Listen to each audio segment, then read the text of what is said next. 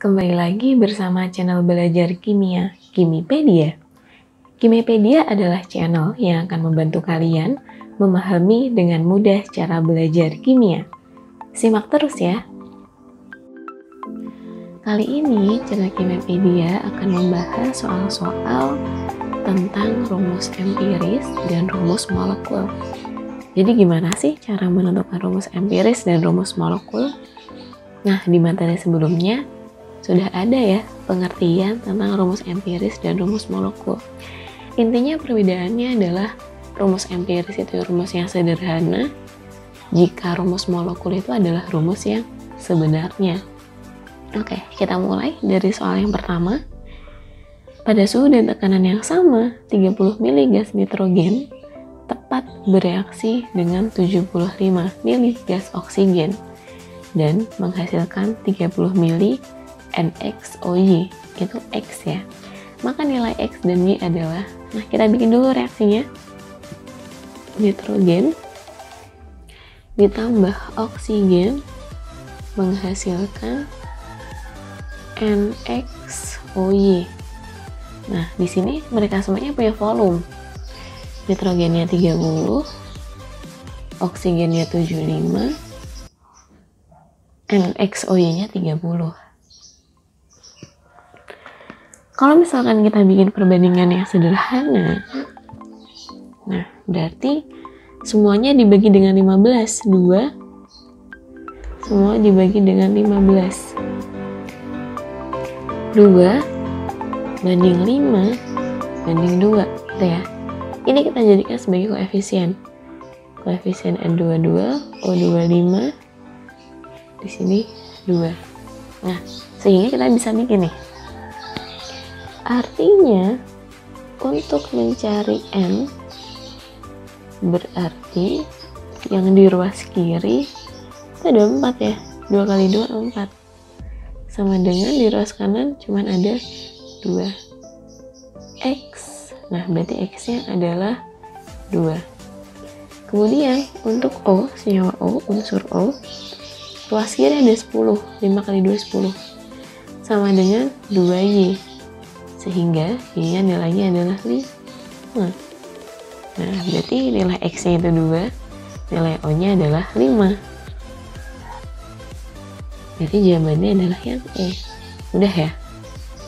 Hanya memakai perbandingan aja. Kemudian, suatu senyawa hidrokarbon CXHY dibakar secara sempurna dengan oksigen berlebih sehingga menghasilkan 246 gram CO2 dan 54 gram H2O. Rumus molekul yang mungkin bagi hidrokarbon tersebut adalah, nah, kita harus bikin dulu reaksi pembakarannya. Kalau senyawa hidrokarbon dibakar kan pasti butuh oksigen. Pasti karena dia keadaan sempurna akan menghasilkan CO2 ditambah H2O. Kita punya data massa. Massa CO2 itu 246, sedangkan H2O-nya adalah 54. Nah, masih ingat ya, untuk mencari rumus, berarti di sini rumus tinggal pakai perbandingannya aja ya. Nah, kita cari masing-masing molnya. Nah, berarti di sini untuk mencari mol, berarti kan kita butuh gram per mr. Yaudah, langsung aja dibagi dengan mr-nya. Di sini 44, di sini H2O 18 ya. O16 tambah 2. 246 dibagi 44 nilainya adalah 5,5. Kemudian 54 dibagi 18 nilainya adalah 3. Perbandingan berapa yang bisa kecil? 246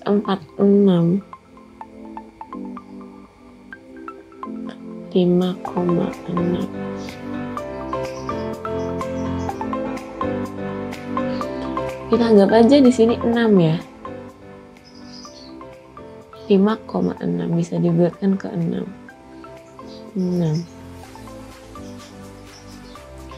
Jadi di sini perbandingannya adalah 2:1. Nah, ini kita jadikan koefisien 2:1.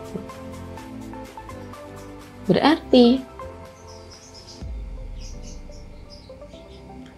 nilai C-nya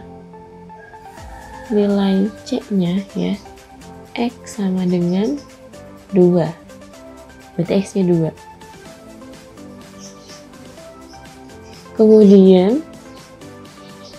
atom H-nya itu juga 2. Y-nya ya. Y-nya itu juga 2. Sehingga perbandingannya 2:2. Nah, 2:2 berarti ini adalah C2H2. Ini adalah rumus empirisnya. Jadi kalau misalkan yang ditanya adalah rumus molekul yang mungkin, nah berarti ya udah kita cari perbandingan tetapnya. Berarti kan kalau C2H2 berarti yang setara dengan dia ya, bisa C3H3, C4H4, C5H5, C6H6 dan seterusnya. Nah, berarti yang memungkinkan adalah yang D, C6H6. Karena perbandingannya sama nih. Nggak mungkin C4H10, dari mana gitu kan.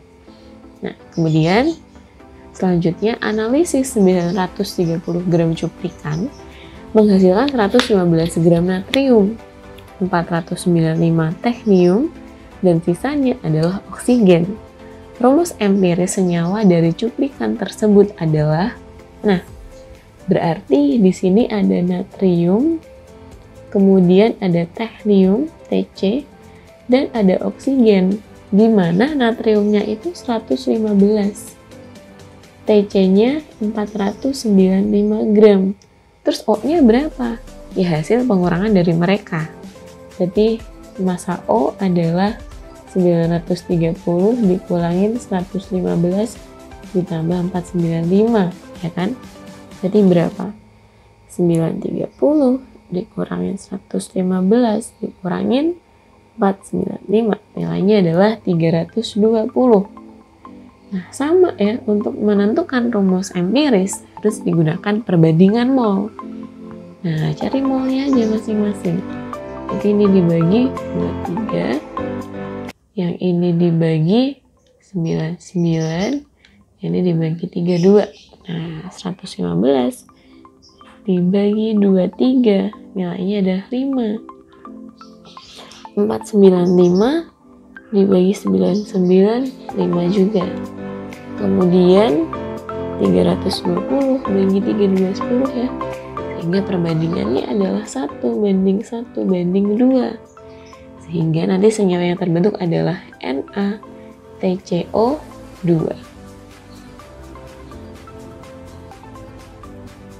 Artinya senyawa yang dihasilkan adalah yang A, NaTCO2.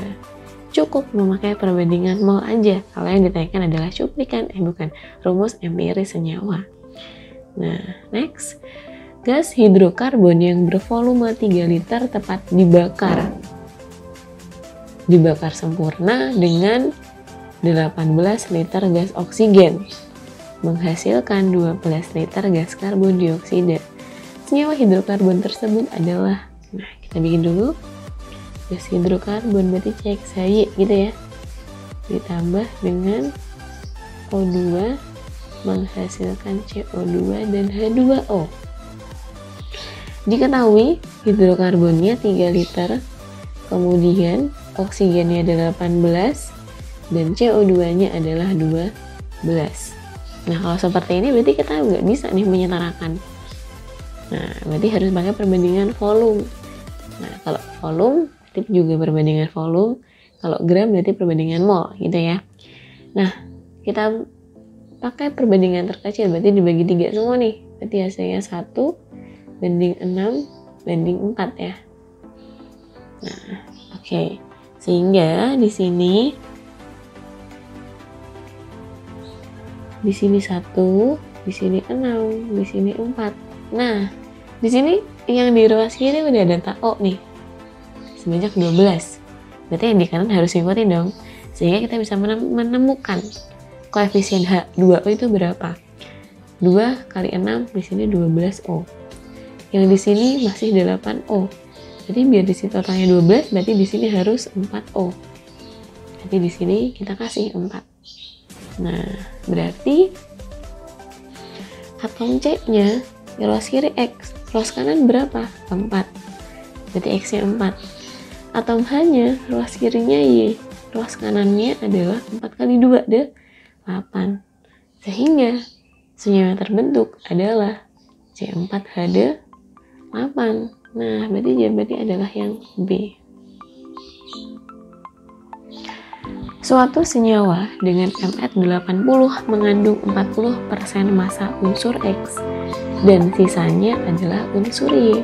Rumus molekul senyawa tersebut adalah, nah ini juga pakai perbandingan aja ya, X banding dengan Y.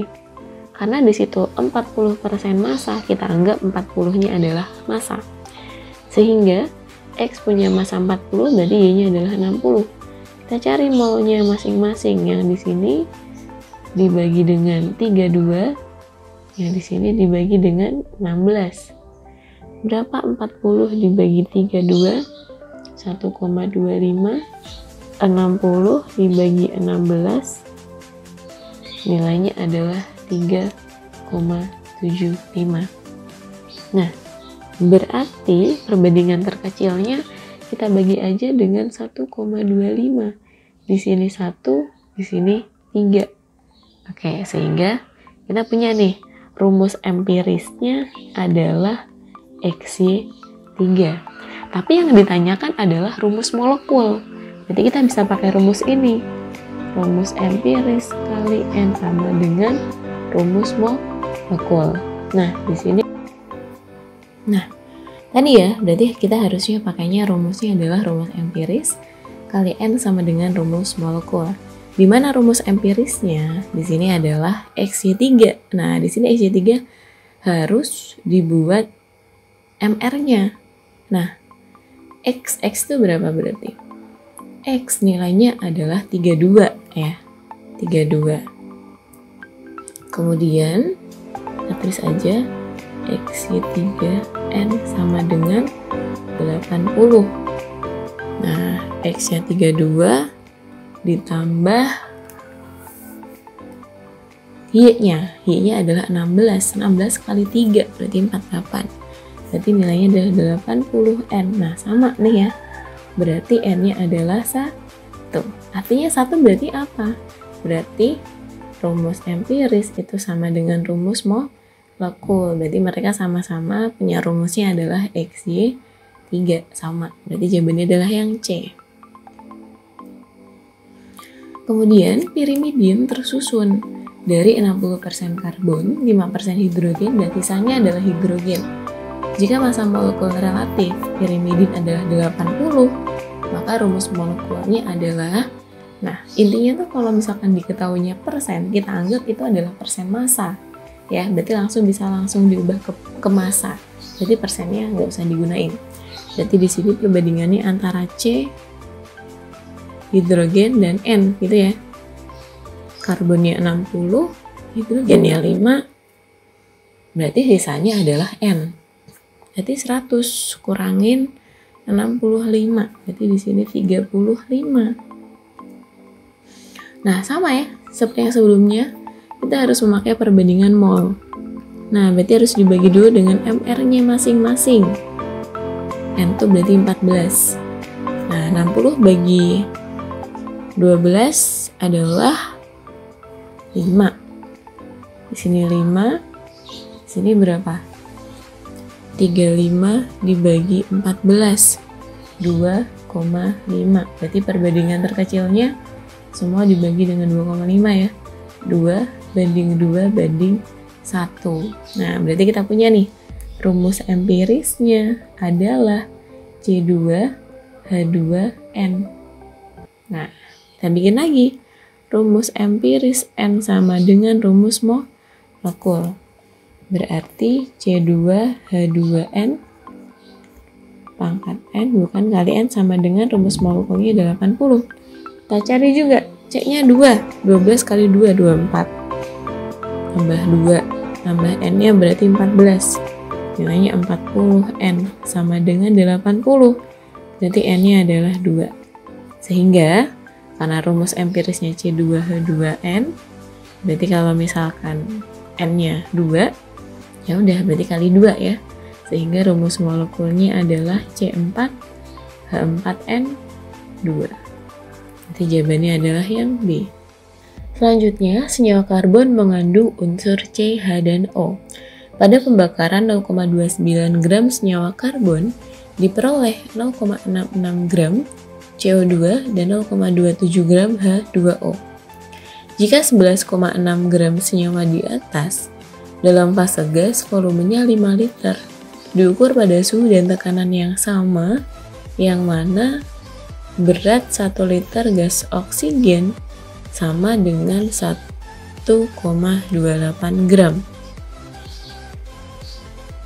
Rumus molekul senyawa tersebut adalah, nah berarti kita cari dulu rumus empirisnya dengan perbandingan CH dan O. Nah, pembakaran gram senyawa karbon diperoleh. Pembakaran senyawa karbon berarti CX, HY, OZ ditambah oksigen menghasilkan CO2 dan H2O. Senyawa karbonnya adalah 0,29. Kemudian O2-nya adalah 0. Bukan. CO2-nya 0,66. Kemudian H2O-nya adalah 0,27. Nah, ini kita cari perbandingan molnya. 0,66 dibagi 44, ini dibagi 18. Berarti 0,66 dibagi 44 nilainya 0,015, kemudian 0,27 dibagi 18 sama 0,015, berarti perbandingannya 1:1. Sehingga di sini kita dapatkan perbandingannya adalah C-nya di sini 1, di sini 1 gitu ya. Berarti di sini 1, di sini 1. O-nya, berarti kita cari O-nya. Mencari O, ruas kiri itu ada Z ditambah 2 sama dengan 2 ditambah 1. Berarti nilai Z-nya 3 kurangin 2, 1. Berarti di sini juga 1. Oh, H-nya 2 ya. 1 kali 2. Kita bikin yang bagus. 2H. Nah, sehingga kita dapatkan perbandingan rumus empirisnya adalah CH2O. Kemudian, kita cari rumus molekulnya. 11,6 gram senyawa di atas dalam fase gas, volumenya 5 liter. Diukur pada suhu dan tekanan yang sama, di mana berat 1 liter gas oksigen sama dengan 1,28 gram. Rumus molekul senyawa tersebut adalah, nah kalau ada perbandingan berarti pakainya N1V1 sama dengan N2V2. Mol 1-nya berarti kita anggap yang 11,6, kita nggak tahu MR-nya berapa, per 5 liter, sama dengan mol yang kedua adalah 1,28, di sini punya si oksigen. Oksigen berarti MR-nya 32 per 1. Gitu ya. Nah, berarti di sini 11,6 per MR kali 1 sama dengan 1,28 dibagi 32 dikali 5, 0,2. Sehingga MR-nya berapa? MR-nya adalah 11,6 dibagi 0,2. Sehingga nilai MR-nya adalah 58.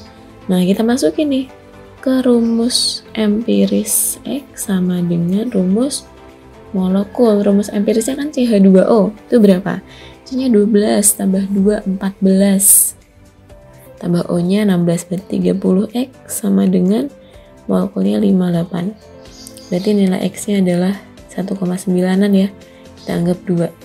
Sehingga rumus empirisnya CH2O berarti rumus molekulnya tinggal dikali 2. Berarti C2H4O2. C2H4O2, berarti jawabannya adalah yang D. Nah, gimana nih setelah menonton videonya? Semoga semakin paham ya. Jangan lupa untuk mendukung channel Kimepedia agar terus berkembang dengan cara like, comment, dan subscribe. Jika bermanfaat, jangan lupa share ke teman-teman kalian ya. Sampai jumpa di video selanjutnya.